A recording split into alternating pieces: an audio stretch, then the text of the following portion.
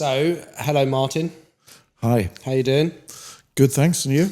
I'm very well. As everybody can probably see by the video imagery, if you can't see and you're just listening, Martyn Pennington is a candidate for the county elections, North Sandwich, for the Liberal Democrats.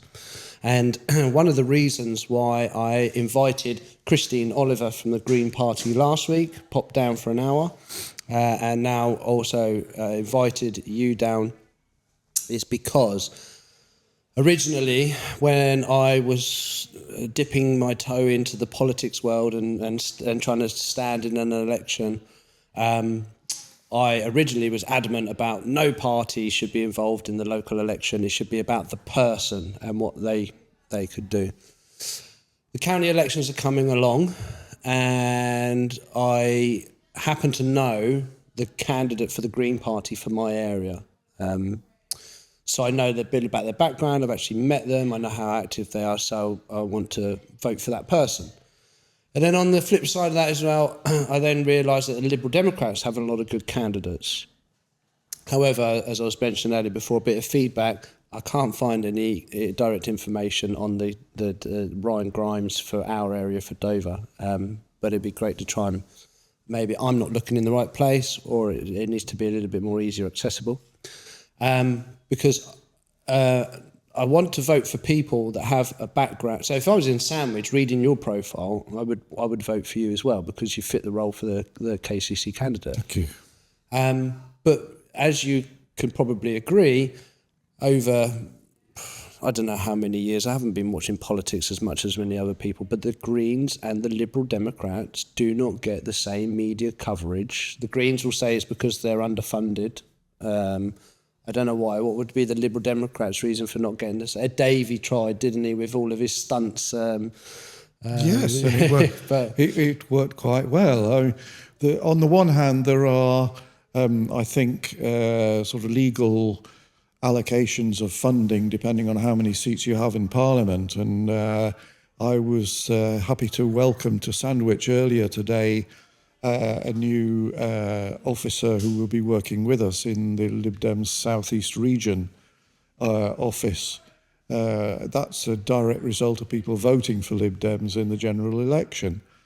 On the other hand, it's true that some political parties try stunts to get coverage, but I think there is a genuine bias in the media towards the two-party system, because it's easy to turn that into a sort of confrontational debate. Lib Dems are much more in favour of debate on the issues rather than the personalities. And I am constantly amazed by the fact that in some parts of the media which are supposed to be objective, we still don't get a fair share of the time in relation to the fact that we have 72 MPs and a large share of the popular vote.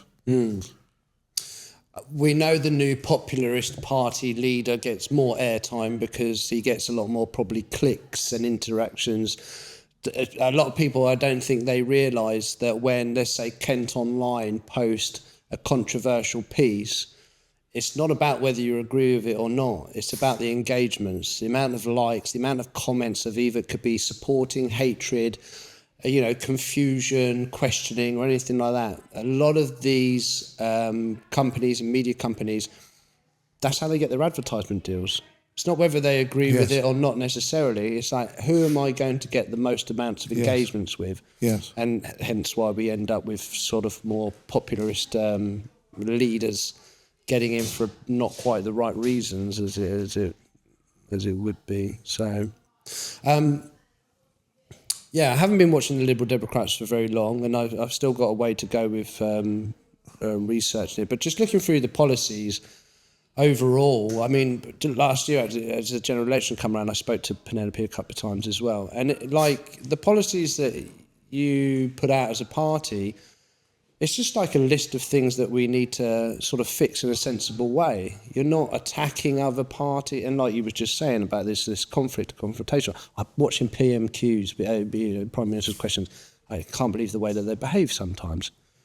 And I like the slogan in your email chains as well. Don't get angry, get politically active.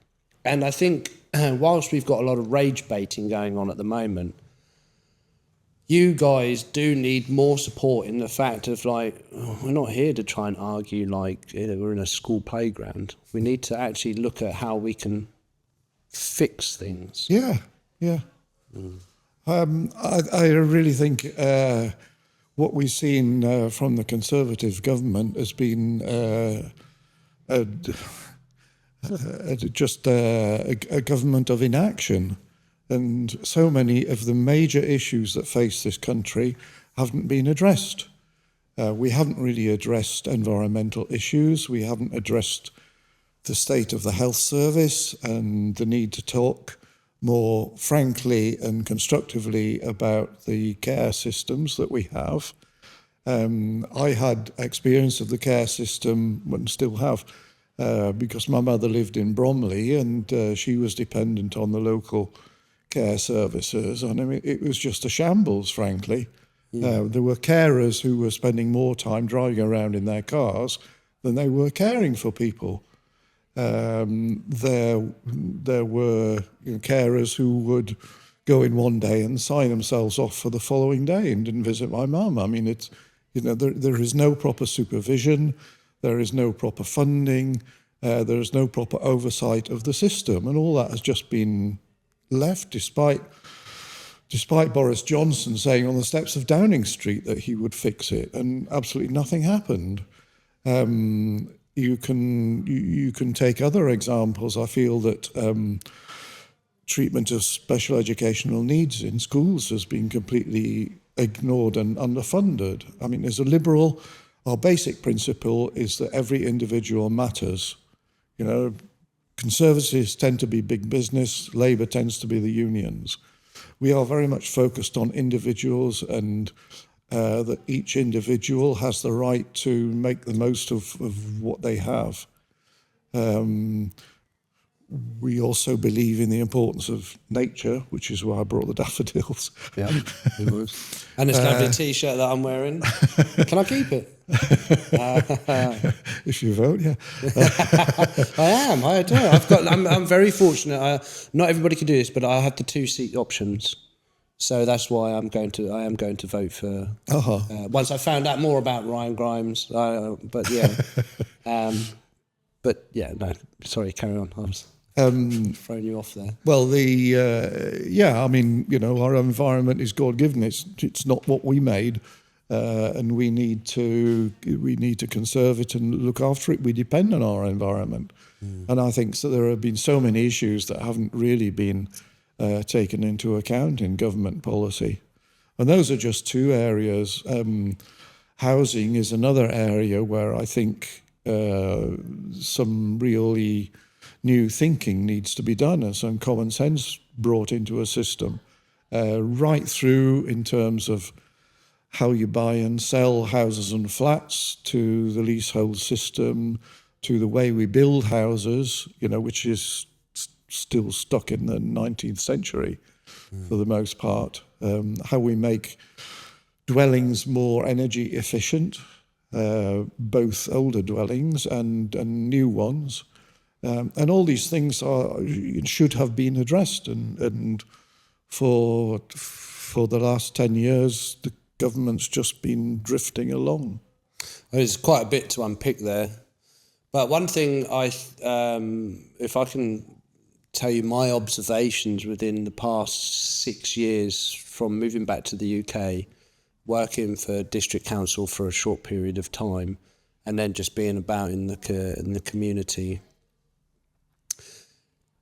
And my observations have been that, especially I found this when I worked at the district council, was that all areas across England seem to sit waiting for the central government to tell each area what to do. And I feel like we need to empower our local districts. And I know they're talking about the devolution of councils into this unitary. I think there's potential for us to still campaign to stop that, and actually feel like we should dissolve the county council, and all the councillors from the county council actually just move into the districts, and the expertise of the employees move into the districts. So you don't lose it. I'm not saying get rid of and sack everyone, but maybe scrap that organisation and move the people into the districts. Because what's another observation, and also chatting to our newly elected MP, who doesn't seem to be super open to new ideas or initiatives as far as I can make out, just my opinion. But I asked him about what are you doing to talk to frontline staff, let's say in the health services, etc. And he said, I am speaking to them. I said, but who? I mean, I busy myself, I stick my nose into stuff. And then he said, well, you might meet a GP that I spoke to one day. And I said, well, there you go. Great for you're talking to the GP, but what about the receptionist who's having to deal with the technology? What about the other staff underneath? What about the nurses in the hospitals? And one thing that I've observed as well, and it's been going on for years, is people are afraid to talk up against management, and systems, because they're feared that they might lose their job, if they stick their head above the parapet. And we need to, I feel, figure out a way to make union, it's just an idea, but to make unions more affordable so people could join them. So if the unions reduce their costs but add more people on the books, it's the same as like I pay for my NHS. I don't use it very much, but I'm contributing. And if unions actually drop their prices a lot, I'd be happy to chuck £1 in a month. I'm not likely to use it, but I know it's there if I need it, kind of thing. And that gives people the backup and the support if the union is a good union. I don't know if that's... Well... What do you think about that? I think, in any case, a good manager will always be receptive to new ideas and ideas from his staff about how we could do things better, more effectively, more efficiently. I've managed a team of 16 people. And one of the things that I always put an emphasis on was the importance of communication in both directions. So I would always try and keep my staff informed about what senior management was thinking about. And I would always try and act as a facilitator for good ideas to be fed into the management system, to the point where people were asking my staff what was going on because they hadn't been told. The model that we've tended to have in British industry, and I understand the historical reasons for it, have been this sort of management union confrontation, and I believe really in much more collaboration in industry, much more involvement of the workforce in the success of the enterprise. I grew up in the northeast, so I understand the importance of the union when it came to the miners and in bettering their conditions in the face of mine owners who were extremely unsympathetic, to put it mildly. But that phase has gone now, and we need industries that are much more modern, up to date, 21st century. And I don't think that the old confrontation system between workers and management is efficient. No. What I think I mean to say is, whether you call it a union or a support group or any sort of thing, it's more that the NHS is a classic example. There's a lot of too many cooks in the kitchen. There's too many management. There's too much wastage. Excuse me. And there's lots of employees that wouldn't want to, speak up about poor management or even let's change the system, let's have a new idea of doing something because they're afraid that they might lose their job. I've had it myself when I worked for the council as well. I kept getting trodden on by poor management, and in the end, I ended up finishing the contract, and it wasn't until afterwards, I hadn't really been aware of unions before or anything like that. And I didn't realise, actually, I could have got support somewhere else that would have helped me. So I ended up leaving this company, and they ended up still continuing doing, whatever it is that they're doing, and that's not beneficial to the organisation. The managers are not there anymore, apparently. So I'm not meaning it in the sense of we need this conflict.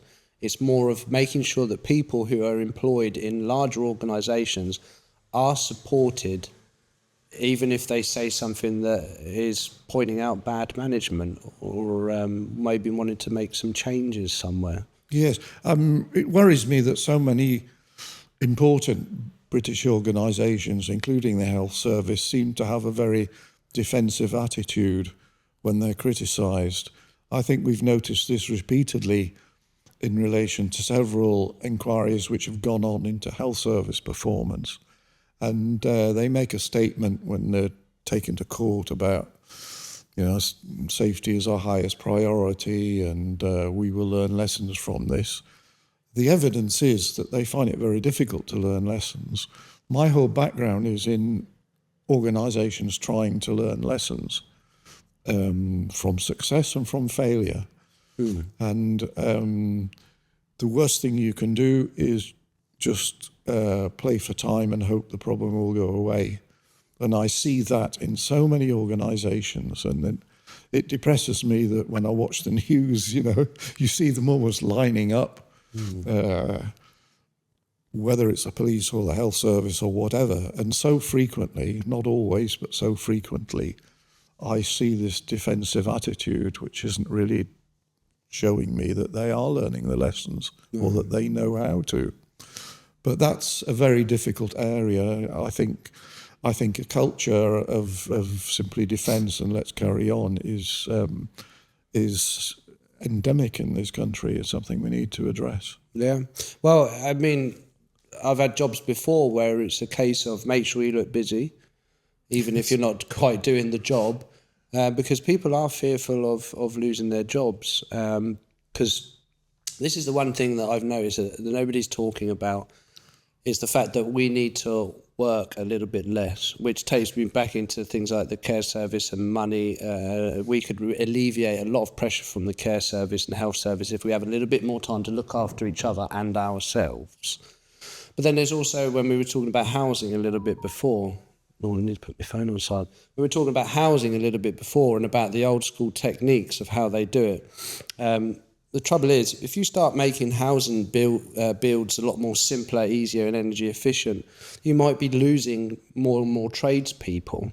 So once we've created, they say when you've created the monster, you've got to keep feeding it, so we keep, educating and training all new tradies and want to keep, bricks and cement going and all that kind of stuff because it's profiteers at the top mostly, and then everybody needs to keep affording expensively built houses, which the irony is every house is expensive because you now have to pay a trade person £200 to £300 a day to build it.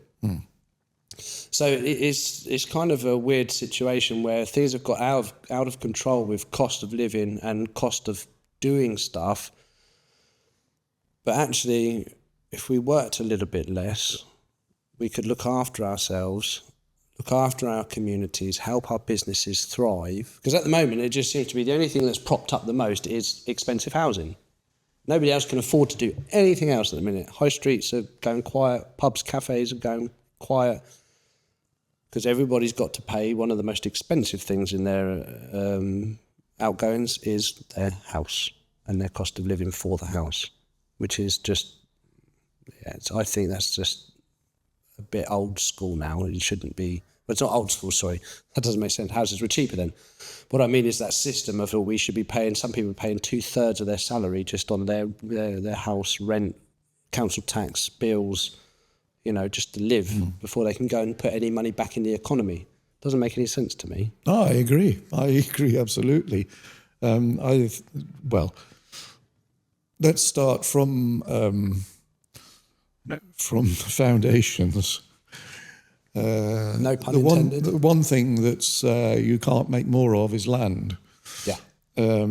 So we are a small country, and we have to make the most of providing adequate housing for all our people on the land that we have available. The current tendency within our current system is to build big executive houses on each plot or turn it into flats. What we don't get is what most people call affordable housing. Now, let me give you an example. I project managed the building of my own house, and the reason for that was that we look after my mother-in-law, who's 95, and we specifically wanted to have a flat available for her to live in so that we can look after her. There was a problem with inserting a chimney flue, which resulted in the fact that I had to get an artificial chimney. Now, you wouldn't believe this. Most people looking at my chimney would think it was made out of bricks, but actually it's made out of fiberglass, which is made to look like brick.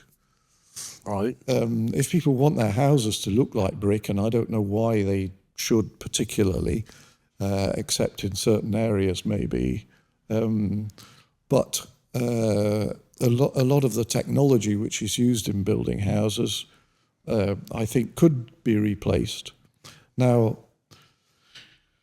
you say, what are all our tradesmen going to do? Building is one of the areas where we are finding it precisely difficult to find local people to do that work. And building companies are wanting immigrants to come in and do it. The last government published an immigration policy which I thought was completely upside down. They said that we will only accept immigrants in higher skilled jobs that earn above a certain level. For me, that's a vote of no confidence in the British education system. We are all potentially in Britain amongst the best educated and best skilled people in the world, and I don't see why priority should be given to more highly skilled jobs and expect local people to do the less skilled jobs. But I think that you can move people on. The level of IT skills in the average secondary school now, I think, is way higher than most people working in government realise, and I think more should be done to make the most of our own potential and our own population. As I was saying, it's a key liberal principle to enable everyone to make the most of their skills. And at the moment, we're not doing that nearly well enough. I remember years ago, because I wanted to do it myself, when Australia was crying out for, carpenters from the UK. New Zealand are still, I believe their government's still got a programme on to try and get people from places like the UK to go over there, because even they lack trades, and they know that we tend to have good quality tradespeople.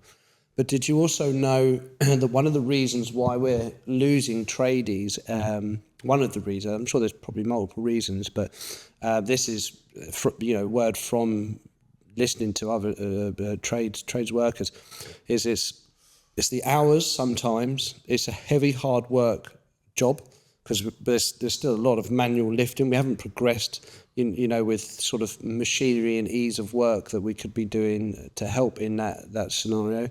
Then there's also still an old school sort of banter system, which some people, they want to go to work, they enjoy doing their work, and they don't want to be. There's all kinds of games that get played on building sites sometimes, and some people I've known people that just felt like they were bullied, on the building site, and the other people are thinking, oh, it's just fun, but not always. I was speaking to somebody not so long ago whose daughter became a solar panel engineer, really good at the job, left because she was tired of all the innuendos towards her as well, So there's a lot of those factors as to why people don't want to become tradies. So there's another factor. I remember working on a site in Dover with my brother, and the site manager, he enjoyed coming to our site because we all got on, and it was we were making jokes and having fun in a light-hearted way. And he said, if I go to other building sites, some of the stuff I have to listen to and what's going on there, he said, I hate being there sometimes. You know, so I think we're still coming out of a generation of what it used to be like on building sites, and it's still in a transition phase. We might get the tradies back again eventually, I think, with a new generation of people, I think. That's people's hope anyway. Yeah. I mean, was you aware of those factors for the lack of tradies? I didn't have a problem when I was building the house, except that COVID landed in the middle of it, and of course everybody was wary of being in too big a crowd. And I just meant overall, across the populace of the UK. You know, this is what a lot of people are talking about, tradies. Yes. Just wondered if it's what you'd also heard as well. Yes, I mean, we've always been keen as Lib Dems on the idea of apprenticeships and people learning manual skills or learning things apart from the idea that you have to have a degree to be any good. I think what I was alluring to was that we might need some better managers on some sites, maybe. Again, it all comes down to management as well. Yes, exactly. And there's nothing wrong with having fun and a bit of banter. I mean, it's a UK thing, I know. I remember being abroad with a bunch of English people, and we're all making fun and because we knew each other, we were friends, but we were giving each other some pretty hard jokes. And some German people were like, why are you lot always so horrible to each other? And I was like, I don't know, it's just what we do kind of thing. But we were friends. We weren't colleagues. I wouldn't do it with my colleagues, and I wouldn't do it with people that I didn't know on another site. So yeah, it's something that is having an effect on new upcoming tradespeople. They want to go do a job, something that they're passionate about, but there is apparently, I can't speak for everywhere. They can't tolerate sort of some of the old school antics that still happen on some sites, maybe. I think in any organisation it's important that people feel their job is worthwhile and valued. And this is what worries me about the care system, is that I think people working in the care system almost feel the opposite. And yet they do a job which is important in most families, really. As I say, we care for my mother-in-law who's 95, but there are other people who are playing a part in caring for her. Yeah.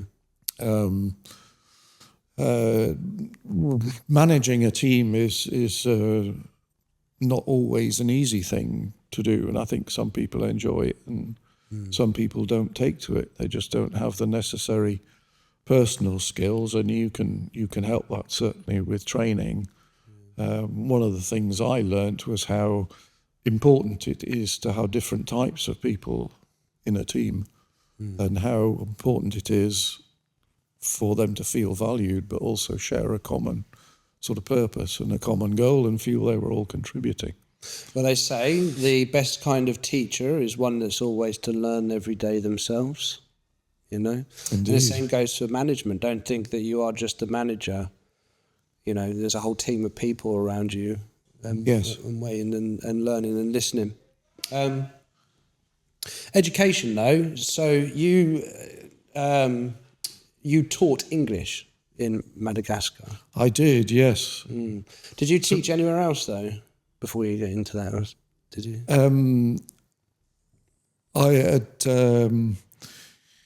London University, I studied French and German, and I spent a year in Germany attached to a school in the town of Bremen, which was very interesting because the students at the end of their school careers were almost the same age as me. So we were very much along the same wavelength, and this is going back in the last century to when I was a student. But then I moved on. I wanted to sort of see the world a bit, I think, when I left university. And so I spent these 2 years in Madagascar, which were eye-opening and led me on very much to be interested in problems of how you develop poor countries. Okay. I was in in both places actually, both in Bremen and in Madagascar, in schools that were teaching pupils from relatively poor families. And in Bremen, it was kids who came from families of dock workers mainly. And in Madagascar, they were just simple subsistence farmers. Okay. Some of the kids were really bright and really mature as well as kids. I knew one boy whose father had died, and he helped his mother look after the family, and he was up every morning to look after the family, stayed up at night to do his homework, and a really good pupil as well. Yeah, well, money doesn't always correlate to intelligence, I suppose. I remember taking a very low economic, is that right, school, was it Wisbeck? Somewhere near Norfolk. I can't remember the name of the place now. It's a long time ago. Wisbeach in Cambridgeshire. Yes. Yeah. Is it near Cambridge? I don't know. I can't remember. But the point was the school was heavily underfunded, very low economic output. They didn't have very much. Their sports field hadn't been updated in like 25, 30 years. They'd scraped, the money together to go on a trip. I drive coaches for a living, so I took them to Spain for 8 days, I think it was. Some of the best kids I'd ever met. Intelligent, interested, like they wanted to talk to you as well. And I've taken private schools, and they're just not very interested in talking to other people, or not very well behaved sometimes. Maybe it's a privileged thing, I don't know. But yeah, I've taken schools like this one that I'm talking about. They didn't have much, but yeah, some of the brightest kids that I'd actually met. It was remarkable. So money, I don't always think affects the intelligence of people. If that makes sense. Does that make sense? The point of education, I think, one of the reasons why your profile sticks out as well for Kent County Council elections is because KCC deals with education. And so you have a background in education, as you said, from areas even from abroad. So you've got a larger perspective on things. You are obviously an advocate for healthcare and care work, which is obviously extra things. Because a lot of people that are voting in the county elections, they just keep voting for party names and not realising what each council actually does. The different councils. Absolutely. So hence the reason why I say we need to look at the background of the person and see how they actually fit the role. I think education-wise, from my observations, and especially when you talked about SEN children, my nephew, my sister-in-law has been struggling with trying to find the right school that has the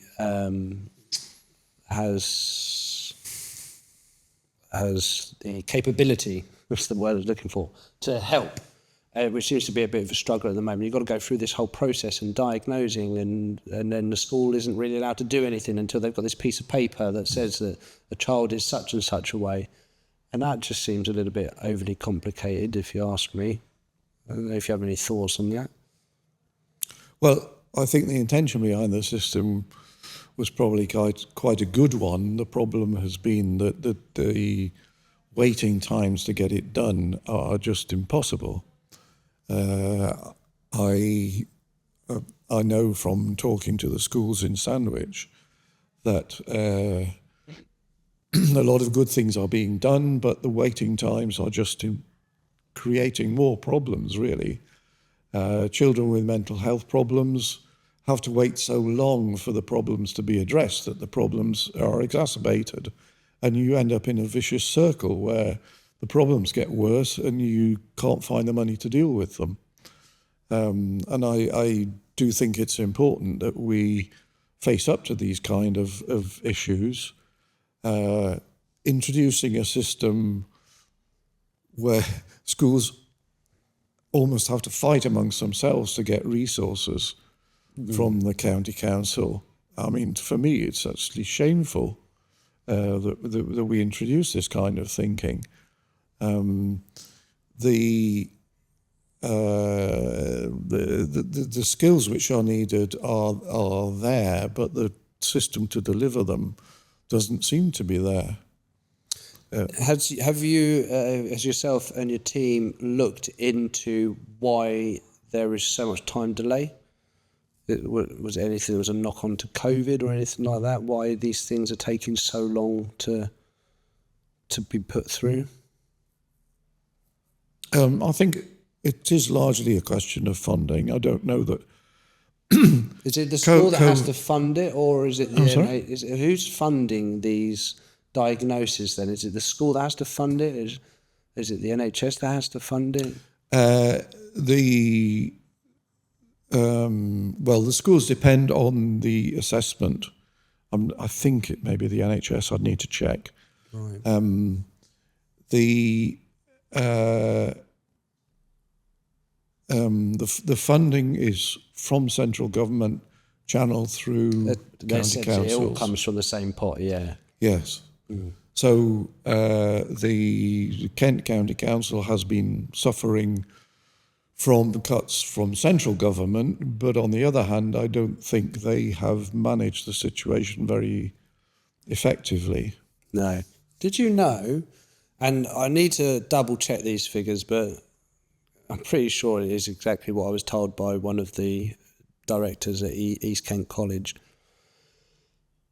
If East Kent College had better reductions on their energy bills, I mean, we go down the route of talking about nationalising energy and stuff like that, their bill for the year is about £3 million. I think that sounds probably about right for all the East Kent colleges.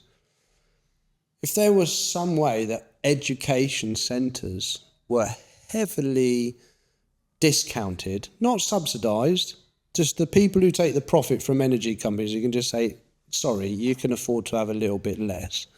But education centres paid a huge discount, even could be free in my mind. That's £3 million that could be freed up just in that education system alone. What about the rest of these little schools as well that are struggling? You know, every education centre, in my mind, I think utilities should be almost free, and just means the energy companies don't make as much profit, you know, not subsidised.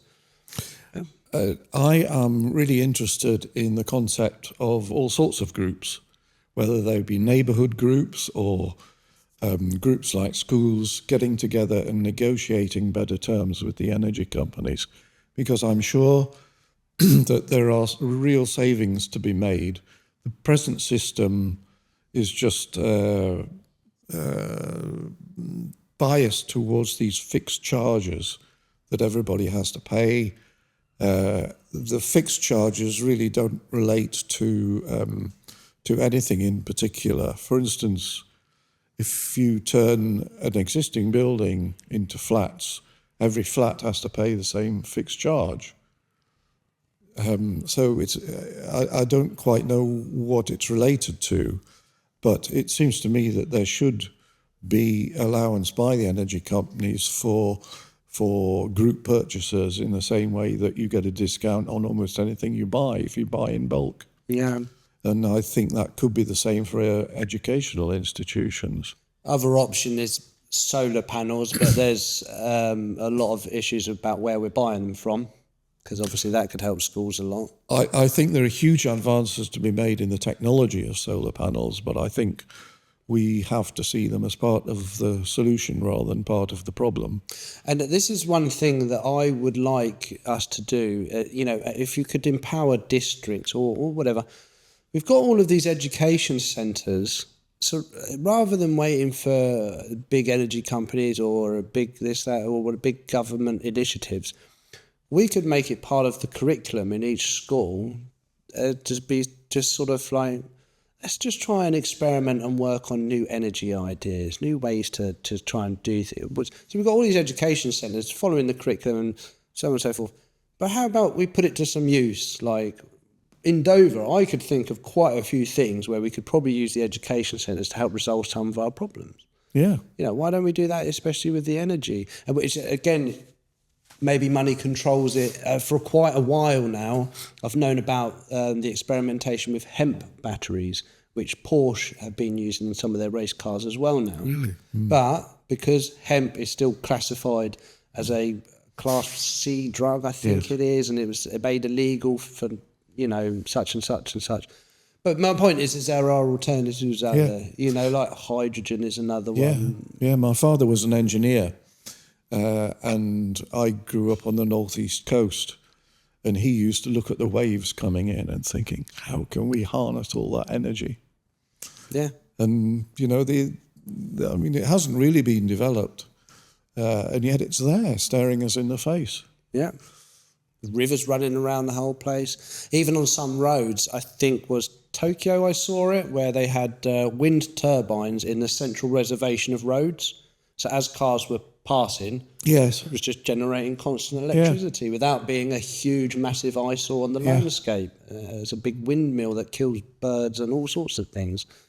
Not that I'm totally against wind turbines for what they can do, but there's definitely got to be better, smarter solutions than these huge monstrosities which require, I can't remember how many tons of cement in the soil just to create the base. Yeah.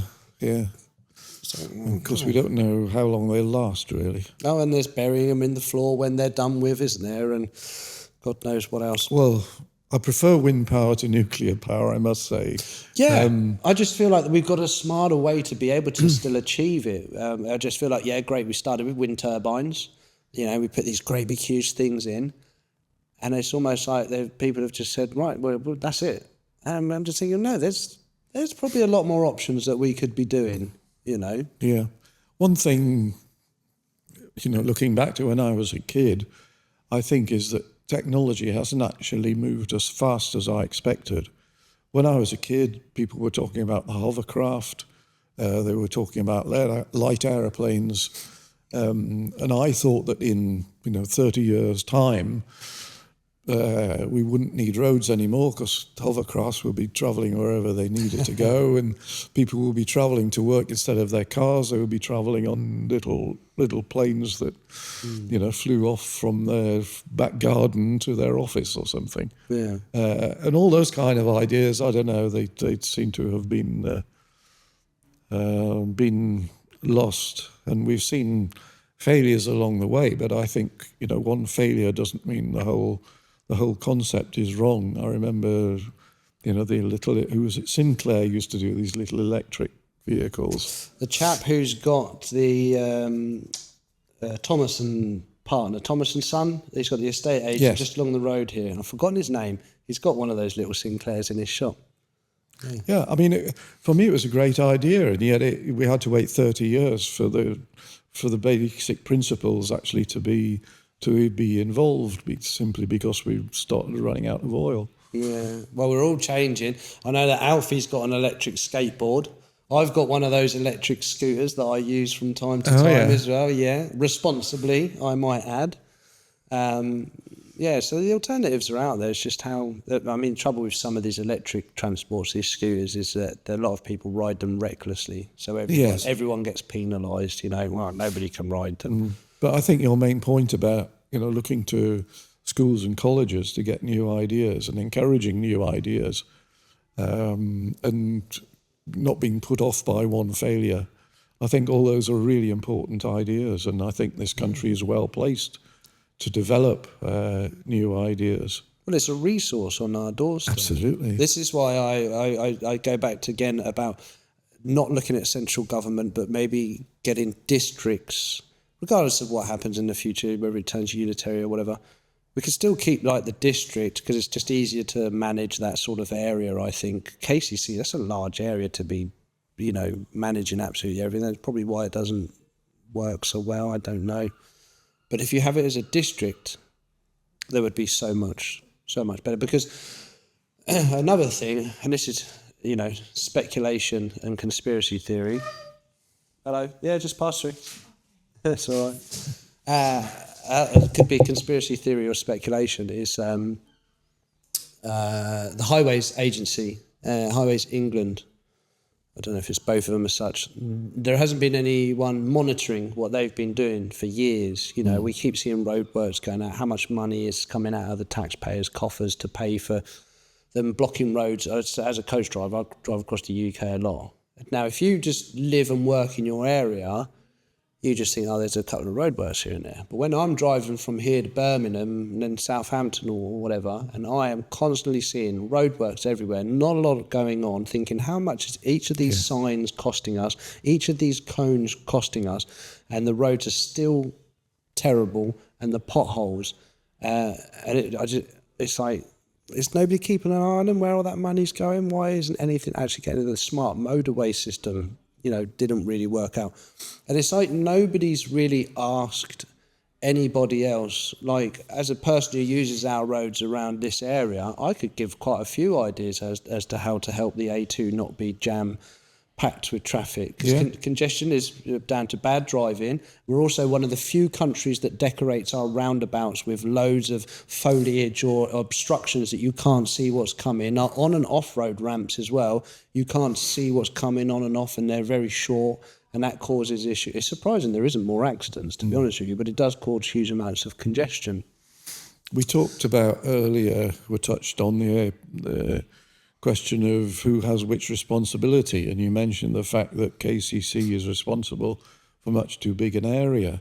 I remember when I was on the council in Westgate being shocked by the fact that to introduce double yellow lines in front of our clinics so that elderly people could be dropped off by someone rather than having to park a long way away and brought round. And it had to go to Maidstone, and somebody had to come from Maidstone to check the scheme and all this kind of thing. I mean, surely a local council should be able to decide whether such a scheme will be justified or not, and whether it was in the interests of local people. And I think the same applies across the board, but I think obviously you need some level of technical ability and checking that the regulations are properly observed and that the work is being done properly, and also simply to have the plant available and so on, which wouldn't be possible in a town or parish council. But even so, I'm sure that there is much more scope for devolving certain decisions generally more to community level. We have more and more growth, though, of bigger companies. McAvis is one, CK Civils is another one. I mean, we've still got Ovendon's here, a big company that plays a part. There are more companies that could take up the role of fixing things without having to always rely on the same ones that we always. I think Conway's the one that's one of the most common ones we see around here. Big company. I'm not saying stop using them. I'm saying that we could be outsourcing it probably to more local businesses through the district. Back to the council thing and roads and infrastructure. Did you know about the proposed McDonald's that was for the end of Townwall Street? I've heard of it, yes. And the question of access, for one thing. Yeah, so this was what was interesting, is that a few years ago at the old Sea Cadets area, which got knocked down, somebody bought that land with the intention to develop property on it. Yep. Now, KCC said, no, you can't, because of access on and off to the A20 would be deemed as dangerous. Dover District, I think. No, it's highways. No? KCC. Oh, I see. Yeah, no, the KCC said you can't do it because of access on and off the A20. Yeah, I see, yeah. Excuse me. Now, a few years later, KCC have said, yes, you can have this drive-through in a location that is far more sensitive to that location actually has a regular crash record on that corner, also has faulty traffic lights from time to time, and on any given day without the port problems, can be already blocked up with traffic just coming in and out of St James's. Yeah. Now, at the DDC meeting, they said, well, we can't disagree with it because we disagree with KCC. And I thought, well, that's just not right. We should be allowed to disagree with it on that basis of alone. It's not a good location. I'm not personally against McDonald's, because I know that they can do stuff for people with employment, move their way up through a management change, transferable life skills, so on and so forth. But to put it there in that location with the access in and out of it is absolutely ridiculous. But also, I personally wouldn't like to see a McDonald's there, because where people were saying it would ruin the view of the castle, which I don't think it would necessarily ruin the view of the castle, but what people aren't thinking of is the facade as you come into Dover. You've got Snargate Street. At the moment, you've got some hoarding where the old building was, and we don't know what's going to go there yet. You've got the Dover Bench Beacon project, whatever its new name is now currently. We don't know exactly how that's going to look in the end, but it should be quite nice. Then you've got the St James's flint walls. And then you've got what would be then a McDonald's, bright yellow, M sign. And then you're going on further down to the Moats Bulwark, which needs tidying up, the old fortification on there. So you'd have this kind of facade that's broken up in the middle with these golden arches. And I just thought, that's not really a cool thing to have there, to be honest with you. It should be, maybe some kind of castellated building of some leisure activity. Yeah, why not? Make it a little bit fitting. Just not a luminescent big yellow M that sort of smells of fast food, because you can smell a McDonald's from. I think councils should be much more prepared just to go out to the population and say, have you got ideas for this site? Yeah. Because very often they are waiting for an investor to come with a proposal, but they don't ask local people what they would like to see there. And I think that's really the way to bring a population with you. I've always been saying that that's what they've done. They've sat and waited. They probably already knew it was going to happen when they closed the one in Dover, the McDonald's in Dover. But at no point did they sell what is a prime location. I don't think anybody's gone out of their way to approach other franchisees of leisure and activity and say, hey, this spot right here is perfect for so many reasons. I don't think anybody's done that, like what you're saying. Yeah. I know these problems of access occur all over. We've got a situation in Sandwich at the moment where a proposal to build houses, but finding a way of giving decent access to the building site is just proving very difficult. I want to... what time are we on, Alf? Perfect. Because that now... please excuse me. The point of doing this is to talk a little bit about some more of your background and what you've been up to. Because as I was saying to you on the phone the other day, I needed to do a little bit more research and maybe ask you, and a bit of information I had found out, is that as far as I know, the Green Party are very vocal in their community efforts, which is great. And I don't see that from the other parties so much. And I haven't really looked into the Liberal Democrats. But this is my point. The Green Party have been more vocal about it, that it popped up on my radar. I didn't search for it. And then I continued to learn that they have been doing, lots of things in the community. Even if it's just litter picking, the point is they're still active. I don't remember ever seeing the last time I saw a Labour, Conservative or a Reform Party food bank drive or a litter pick or supporting something. Maybe they do. I can't say that they don't completely. But we need, obviously, people who are active all the time, not just in the last 2 weeks up to a general election. You know what I mean? And so some of your background that I found out, I'm going to read from my phone. As you mentioned before, you was in Westgate-on-Sea as a councillor, wasn't you? Which I know that's not this area, but it's still part of your background. because of the COVID-19 pandemic, you established a business forum, which is something that didn't really exist in the area. Right. And did you see some good results from that? Was it businesses that were using something and feeling like, oh, we've got a place to go and speak?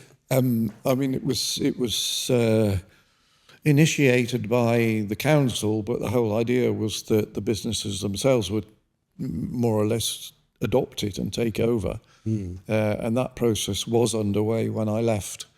And I think it's still going. There are people who are running businesses in Westgate, and not just in Westgate, but some of them also have a business in Margate, who have carried on the work. And I think it was very important to have that local aspect to it. That was one of the things I found most satisfying, really, not least because we helped them through a very difficult period. But this was something that the business owners were, sort of thankful that something they needed. Was it kind of met with the kind of like this is why haven't we done this before kind of thing? We were worried about the danger of, or risk rather, of Westgate becoming like a lot of seaside towns have. The shopping area dying off and being empty and so on. We had to fight a proposal from the Thanet District Council to introduce parking charges on Station Road, which is where a lot of the shops are, and St Mildred's.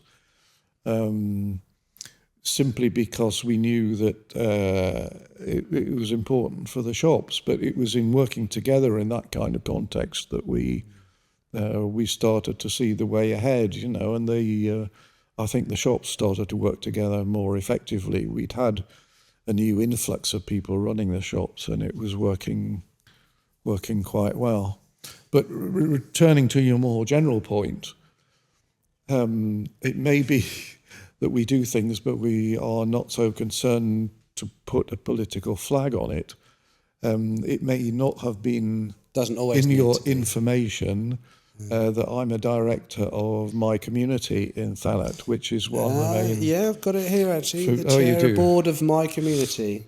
Yeah. So, I am involved in that kind of work, and I have been talking to the food pantry in Sandwich, who are now in touch with my community in Margate, which is actually a much bigger operation now.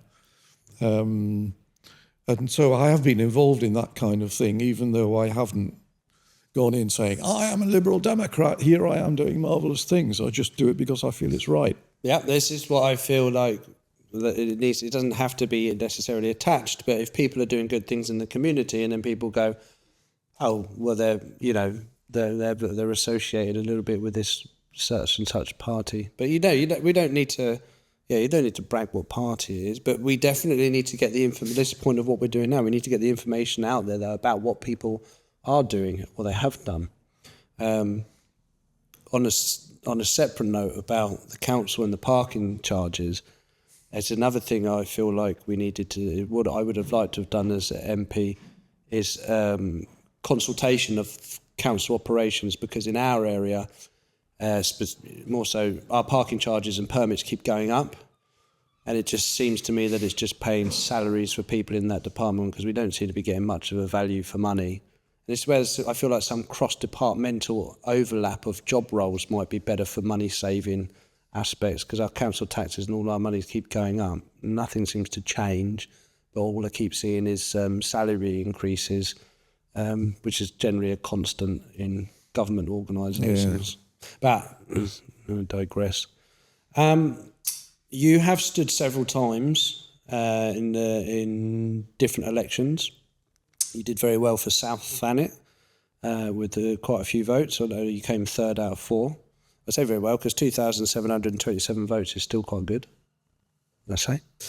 Then you was Sandwich, which is where you are now, North Yes. Sandwich.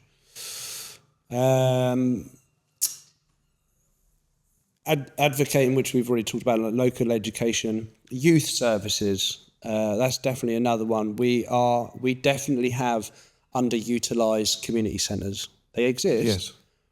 but we need to figure out a way to get them utilised more. I haven't necessarily got any suggestions for that, but is it something that the Liberal Democrats are working on locally around here a bit more? We have seen the regeneration of the Jubilee Centre in Sandwich, and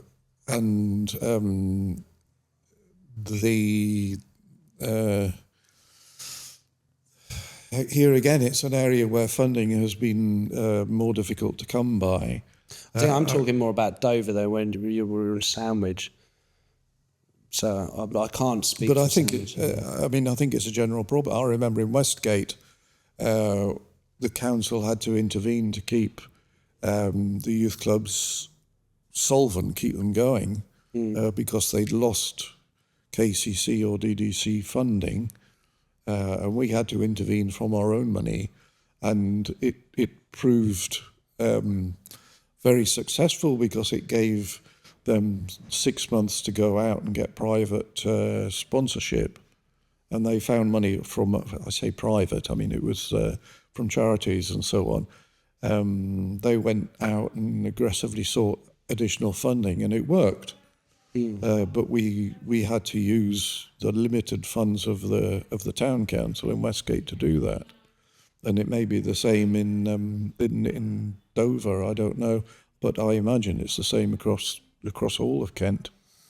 I think it'd be nice if we could look at if you've done and achieved things in those areas in Sandwich, there could be a template that could just be shared into other areas that might be struggling. We could be taking information from whatever it is that you have done. Well, it's not going to be exactly the same, but I still feel like we should have these templates in place, which I think would be quite good.